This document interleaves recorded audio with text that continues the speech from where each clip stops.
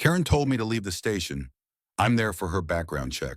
The fluorescent lights of the Meadowbrook Community Volunteer Center hummed with a sterile efficiency, a stark contrast to the vibrant energy I usually associated with the various community initiatives housed within its walls. Today, however, the air felt a little tense, a little bureaucratic. I was here on assignment for Omni Background, the firm I contracted with, tasked with conducting preliminary background checks for potential volunteers for the upcoming Neighborhood Watch expansion program. It was a routine gig, sifting through databases, verifying information, and ensuring that the individuals stepping up to safeguard our little slice of suburban tranquility were, in fact, as upstanding as they claimed to be.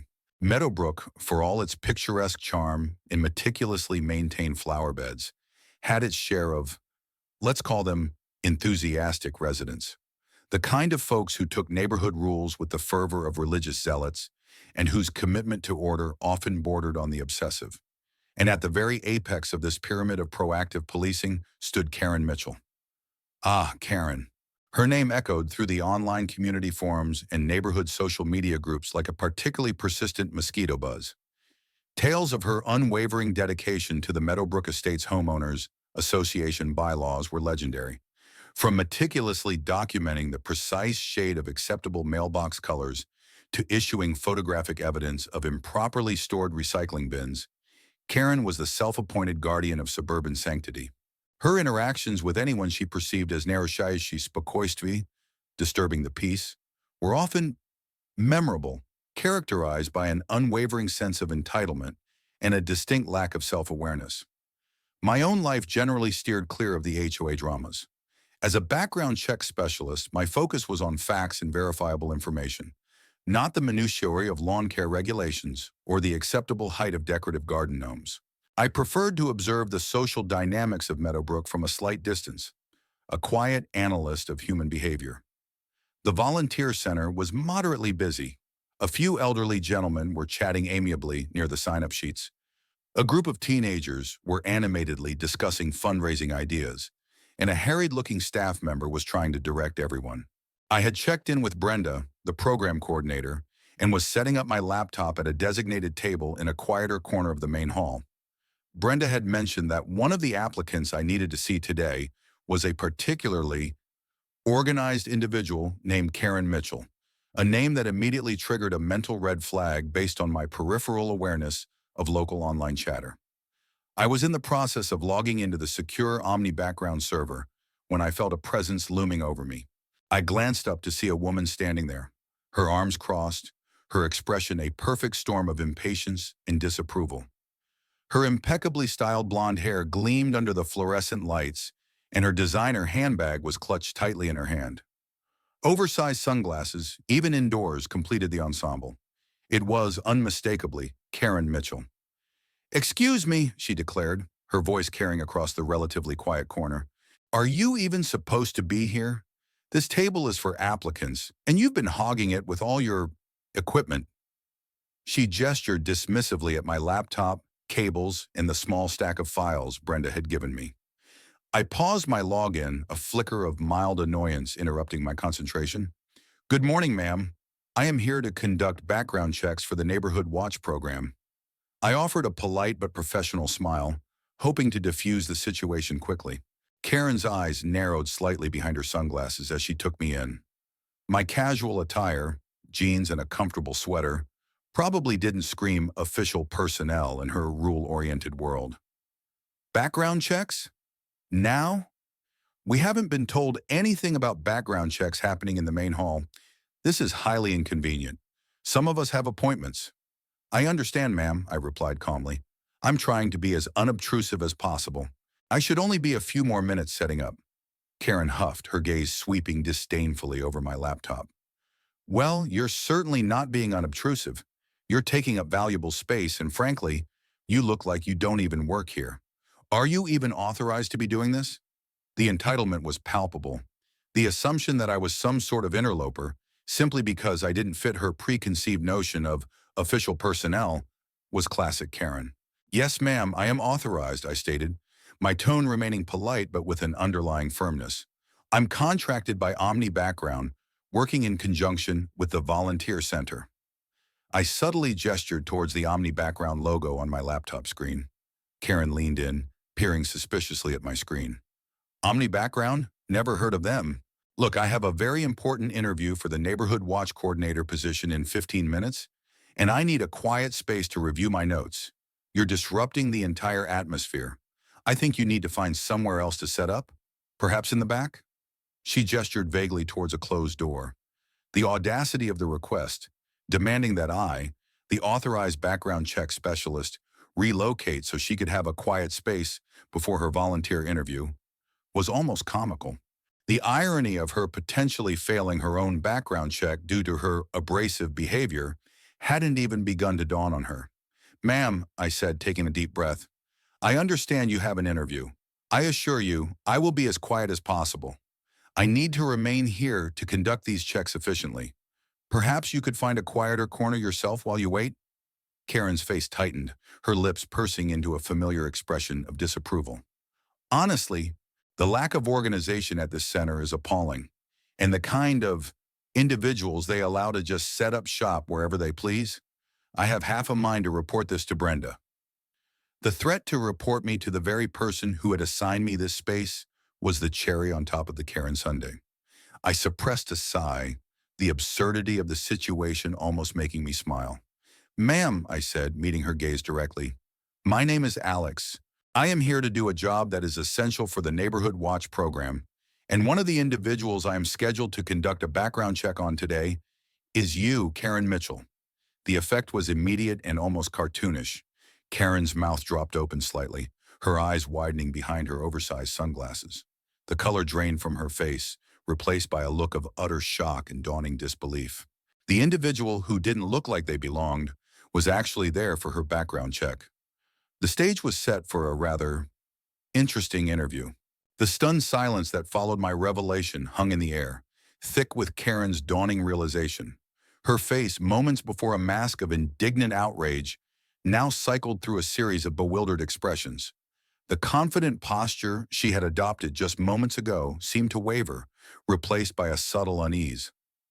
You're here for my background check?" she stammered, her voice losing its usual sharp edge and taking on a hesitant, almost incredulous tone. I nodded calmly, resuming my login to the Omni background server. "That's correct, Ms. Mitchell. Brenda scheduled you for 11:30. I like to get set up a little early." I glanced at my watch. "Right on schedule as it happens." Karen remained standing there for a moment, seemingly struggling to reconcile the image of the disruptive individual she had just accosted with the reality of the person holding the key to her potential involvement in the Neighborhood Watch program. The irony, I had to admit, was rather delicious. She finally cleared her throat, a nervous little sound that was entirely out of character. "Well, I just assumed you were someone else." Her gaze flickered around the room, as if seeking an explanation for her misjudgment in the blandly functional surroundings of the volunteer center. "Assumptions can often lead to misunderstandings, Miss Mitchell," I replied mildly, my fingers clicking away at the keyboard. "Perhaps in the future, it's best to ascertain the situation before making demands." The subtle jab hung in the air, a quiet reminder of her earlier imperiousness. Karen shifted her weight uncomfortably. "Yes, well, I apologize if I came across as abrupt. It's just that I'm very keen on this Neighborhood Watch Coordinator position, and I wanted to ensure everything was orderly." The sudden concern for orderliness, coming from the woman who had just accused me of disrupting it, was almost comical. "I understand your enthusiasm, Ms. Mitchell," I said, my focus now fully on the Omni background interface. "The Neighborhood Watch is a vital part of the community." I deliberately kept my tone neutral, giving no indication of the internal amusement I was feeling. Karen lingered for a few more awkward moments, then seemingly deciding that the best course of action was to pretend the entire exchange hadn't happened, she retreated to a nearby row of chairs, pulling out a thick binder and flipping through it with exaggerated intensity. I finished setting up my laptop and reviewed the preliminary information Brenda had provided on Karen Mitchell. The standard details: address, date of birth, previous volunteer experience, mostly related to HOA committees, unsurprisingly, and the usual disclaimer about providing accurate information. Nothing immediately jumped out, but the real work would be in the deeper dives into various databases. Over the next hour, I conducted several other background checks, the flow of volunteers steady. Karen remained in her corner, occasionally casting furtive glances in my direction. Her earlier air of confident entitlement had been replaced by a nervous energy. She tapped her pen against her binder, occasionally muttering to herself. Finally, Brenda approached my table. "Alex, Karen Mitchell is ready for you now. She's been quite eager." Brenda's lips twitched slightly as she said this, clearly having witnessed at least some of Karen's earlier impatience. I nodded, closing the file I had been working on. "Thank you, Brenda. I'll be with her in a moment." I took a deep breath, mentally preparing for the interview. This was where things could get interesting. Karen approached my table, her earlier brusqueness replaced by an almost overly polite demeanor. "Mr. Alex," she said, her voice a little too bright. "Ready for me?" "Please, have a seat, Ms. Mitchell," I said, gesturing to the chair opposite me. I kept my expression neutral and professional, giving no indication of our earlier exchange. The interview began with the standard questions about her interest in the Neighborhood Watch program, her previous community involvement, and her understanding of the role's responsibilities. Karen was articulate and enthusiastic, highlighting her organizational skills and her deep commitment to maintaining the safety and security of Meadowbrook. The irony of her emphasizing community safety while simultaneously being so dismissive of someone who was there to ensure that safety was not lost on me. As the interview progressed, I delved into her application, asking clarifying questions about certain details. She answered readily, her initial nervousness gradually fading, replaced by a renewed sense of confidence. It seemed she was starting to forget our initial, less than cordial encounter. Then came the section on references and background information. "Ms. Mitchell," I said, my tone remaining professional, "as part of our standard procedure, we conduct a thorough background check, which includes verifying the information you've provided and checking for any relevant history." Karen nodded briskly. "Of course, I have nothing to hide. I'm a pillar of this community." "That's good to hear," I replied evenly. "Now, during the initial setup this morning, we had a brief misunderstanding regarding my presence here." I paused, letting the words hang in the air. Karen's eyes flickered nervously. "Oh, that? Yes, well, I simply wasn't aware of the procedure." "I understand," I said. "However, Ms. Mitchell, in a role that requires interaction with the public and a certain level of community trust, your interactions with others, even in seemingly minor situations, can be relevant." I leaned forward slightly. "Could you perhaps elaborate on your initial impression of me this morning?" Karen's composure wavered. She shifted in her seat, her gaze darting around the room. "Well, I just thought you were loitering, taking up space." "And did you make your concerns known?" I prompted gently. Karen flushed slightly. "Yes, I asked if you were supposed to be here." "And did you accept my explanation?" The silence stretched for a moment. Karen finally mumbled, "Not immediately, no." "Ms. Mitchell," I continued, my tone still calm but now carrying a subtle weight, "the Neighborhood Watch program relies heavily on cooperation and respect among its members and the community. How do you feel your initial reaction this morning reflects your ability to foster such an environment?" Karen's carefully constructed confidence finally crumbled. Her face fell, and she looked genuinely uncomfortable. I realize now that I was presumptuous. I didn't know who you were, and I reacted poorly. I apologize, Mr. Alex. That wasn't fair of me." The apology, while belated and clearly motivated by self-preservation, at least acknowledged her behavior. "Thank you for that, Ms. Mitchell," I said. "Now let's move on to the reference checks." The rest of the interview proceeded without further incident, but the initial exchange had cast a long shadow. I made careful notes of Karen's responses, her demeanor, and the stark contrast between the image she presented as a pillar of the community and her dismissive behavior towards someone she perceived as lesser. The woman who had demanded I leave the station was now entirely dependent on my assessment for her desired role within that very community. The irony was a quiet undercurrent to the rest of our conversation, a silent testament to the pitfalls of judging others based on appearances and the unexpected ways in which our actions can come back to affect our own aspirations. The remainder of Karen's interview was a study in carefully modulated politeness. The imperious edge that had characterized our initial encounter was entirely absent, replaced by an almost exaggerated eagerness to please.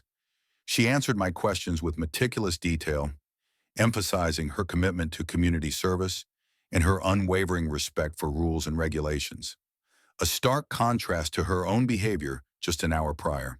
As I moved on to the reference checks, Karen provided the names and contact information of several prominent Meadowbrook residents, all pillars of the community, and unsurprisingly, fellow members of the Meadowbrook Estates HOA board. Their feedback was glowing, painting a picture of Karen as a highly organized, dedicated, and fiercely protective advocate for the neighborhood. Each reference echoed her commitment to maintaining order and ensuring the safety and well-being of all residents. There was no hint of the dismissive and entitled behavior I had personally witnessed. The stark discrepancy between Karen's carefully curated public persona and her private interactions was a recurring theme in my line of work.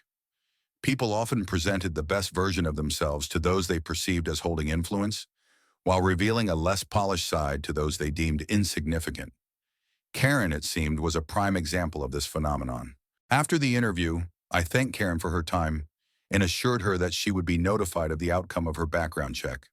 She left with a hopeful, almost pleading look in her eyes, a far cry from the demanding glare she had initially directed my way.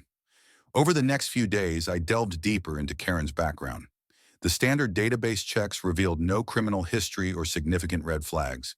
Her financial records were clean, and her professional history, as far as I could ascertain, was unremarkable.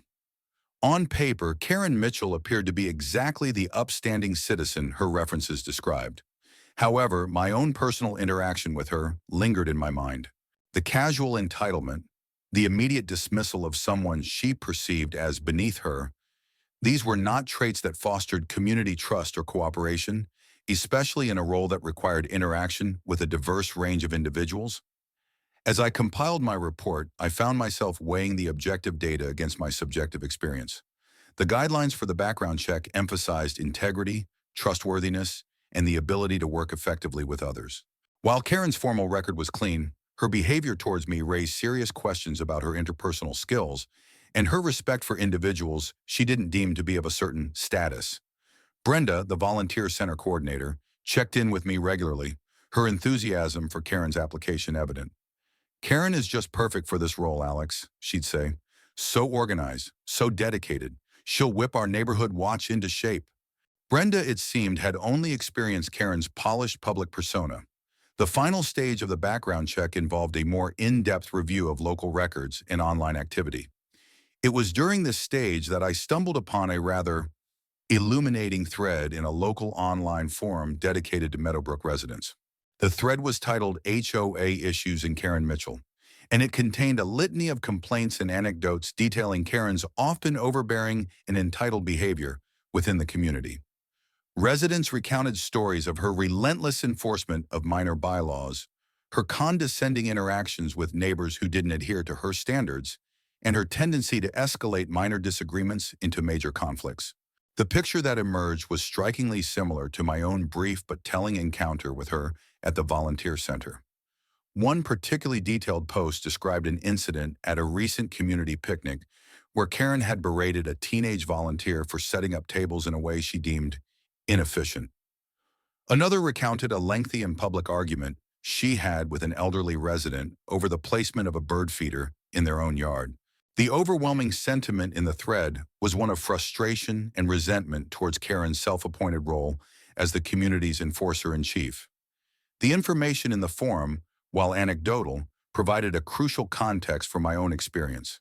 It suggested that Karen's behavior at the volunteer center was not an isolated incident, but rather a consistent pattern of entitlement and a lack of respect for others. The pieces of the puzzle clicked into place.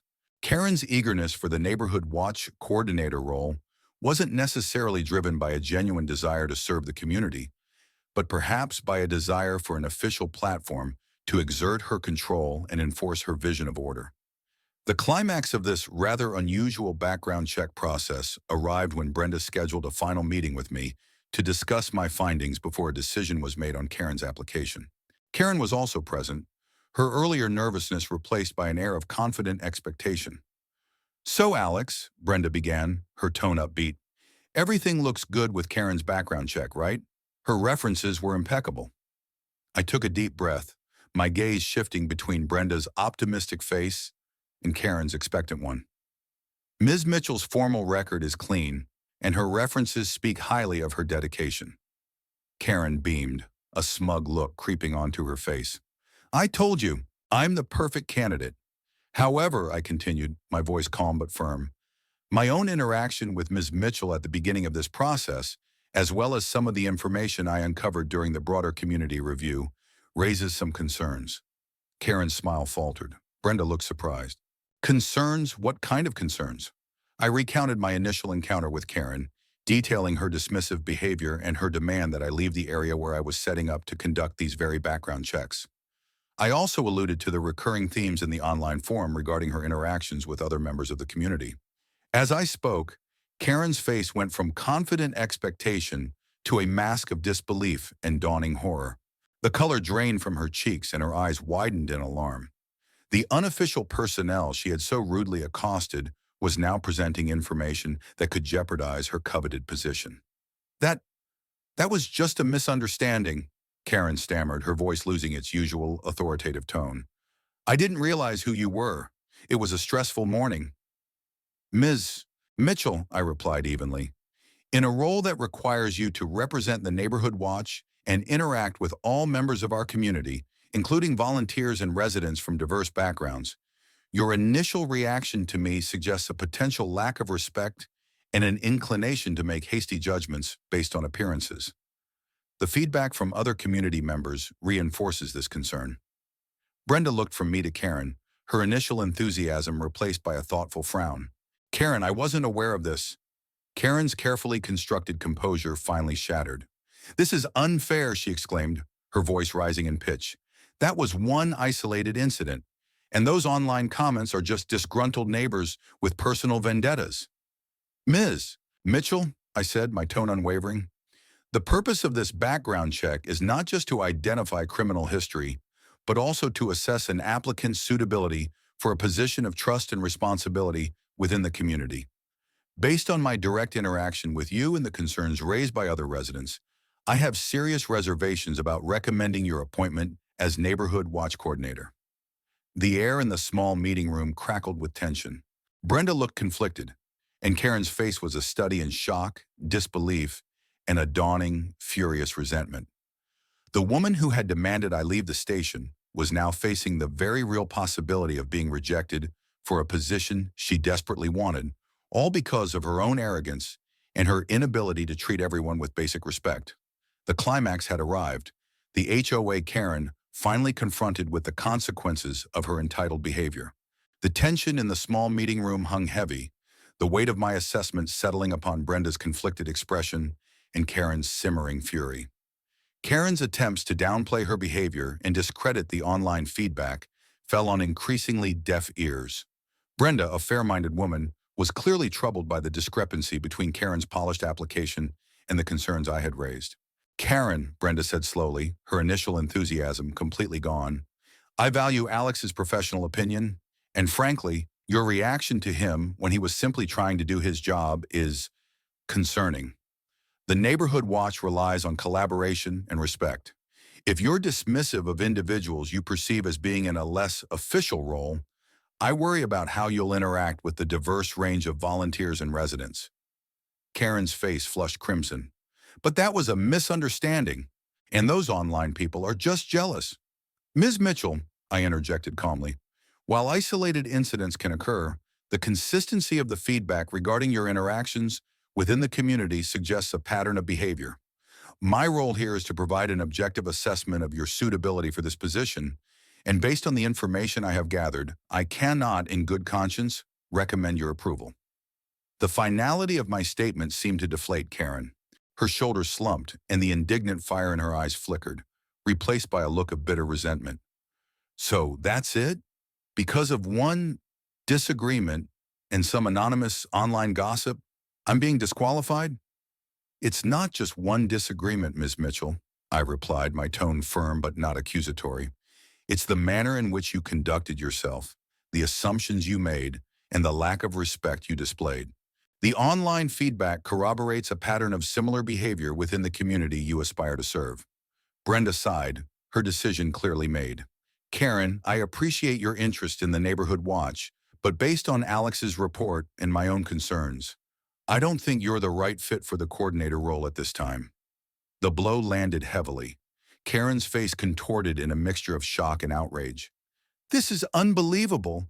You're letting some outsider who doesn't even live in Meadowbrook dictate who can volunteer. I do live in Meadowbrook, Ms. Mitchell, I corrected her calmly, and my assessment is based on professional standards and the information gathered, including my direct interaction with you. Karen stood up abruptly, her designer handbag clutched tightly in her hand. Her earlier politeness completely vanished. This is a mistake. You'll regret this. The neighborhood needs someone like me, someone who cares about the rules and order.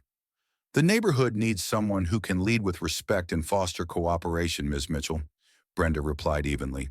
And your behavior suggests that might not be your strength. With a final venomous glare in my direction, Karen stormed out of the room, the click of her heels echoing in the sudden silence. Brenda sighed again, running a hand through her hair. Well, that was dramatic. Thank you for your thoroughness, Alex. I had no idea. It's part of the job, I said, closing my laptop. Sometimes the most revealing information isn't in the official records. In the weeks that followed, the fallout from Karen's failed background check rippled through Meadowbrook. The online forum buzzed with speculation about why she hadn't been appointed coordinator, and a few brave souls even shared their own less-than-pleasant encounters with her. Karen, for her part, seemed to retreat somewhat. Her patrols of Meadowbrook estates became less frequent, and her pronouncements on neighborhood infractions dwindled. Perhaps the rejection, coupled with the realization that her behavior had been observed and documented, had finally given her pause. I continued my work with Omni Background, conducting checks for various community initiatives. I occasionally saw Karen around town, her usual imperious demeanor somewhat subdued. She never acknowledged me directly, but I sometimes caught her casting a wary glance in my direction. Her own arrogance and her dismissive treatment of someone she perceived as insignificant had directly led to the denial of a position she clearly coveted. The irony of being rejected by the very person she had tried to eject from the station was a potent, if unspoken, lesson. Meadowbrook didn't suddenly become a conflict-free utopia, but there was a subtle shift in the atmosphere. A few more residents seemed willing to gently push back against overly zealous rule enforcement, and there was a bit more open discussion about the importance of treating everyone with respect, regardless of their perceived status or role. And I, the outsider, who had been told to leave the station, continued to quietly observe the dynamics of this peculiar little community, knowing that sometimes the most impactful lessons are learned not through grand pronouncements, but through the quiet unfolding of consequences. The satisfying resolution lay not in Karen's public humiliation, but in the subtle shift in perspective that her own actions had inadvertently triggered. The background check had revealed more than just a clean record. It had exposed a character flaw that ultimately cost Karen her desired opportunity, a quiet testament to the fact that even in the seemingly mundane world of suburban volunteerism, how you treat others truly does matter.